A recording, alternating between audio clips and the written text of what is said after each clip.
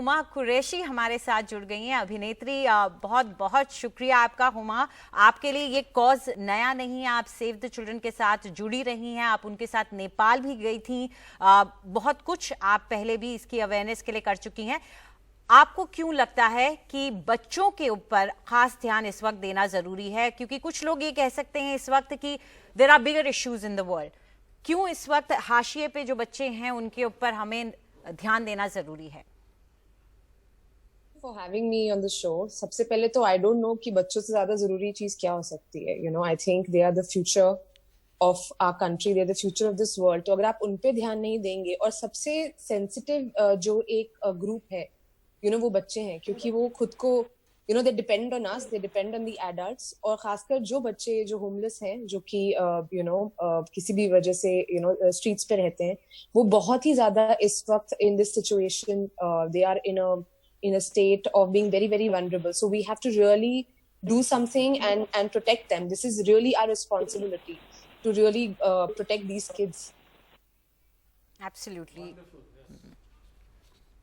हुमा, मैं आपसे ये जानना चाहता था कि आप सेलिब्रिटी हैं, बहुत सारे और भी सेलिब्रिटीज इस कॉज के साथ जुड़े हैं इस इनिशिएटिव के द्वारा। आपको क्या लगता है कि सरकार और नीति क्या बन सकती है अभी इस वक्त? मैं बार बार एक चीज दोहरा रहा हूं इस कार्यक्रम के माध्यम से कि अभी क्योंकि इतना ओवरवेलमिंग है ये कोरोना वायरस, लॉकडाउन, तो सारा फोकस, सारा दिमाग उसी से निपटने में लग जाता है, और हम अक्सर ये छोटी छोटी चीजें भूल जाते हैं जो कि छोटी नहीं है। तो किस किस्म की नीति और किस किस्म का दबाव सरकार पे बनाया जा सकता है? सब लोग जानते हैं, of course you know, as the research is going on, कोविड-19 जो है, जो खासकर बच्चे हैं और जो थोड़े से बुजुर्ग उम्र के लोग हैं, उनको ज्यादा अफेक्ट करता है, because the immunity is really low. And हमने बहुत दफे देखा है, जो हमारे अर्बन सिटीज हैं उसमें बहुत सारे यू नो ऐसी पॉपुलेशन है जो सिर्फ रोड के ऊपर रहती है। Now suddenly, because of social distancing, because of lockdown, you don't see them anywhere. So where have those children gone?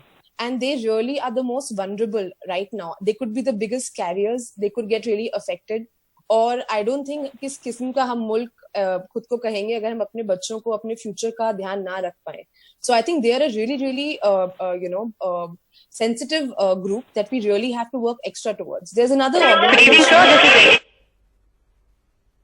I have been working for with many years. जमघट करके एक ऑर्गेनाइजेशन है स्ट्रीट के बच्चों के लिए, जो कि खासकर काम करते हैं उन बच्चों के साथ तो या तो घर से भागे हुए हैं या बिछड़ गए अपने माँ बाप से, और वो स्ट्रीट पे रहते हैं। उनमें से बहुत सारे बच्चे ऐसे हैं जो कि you know for whatever reason, you know, they could be exposed to drug use or they could be exposed to abuse.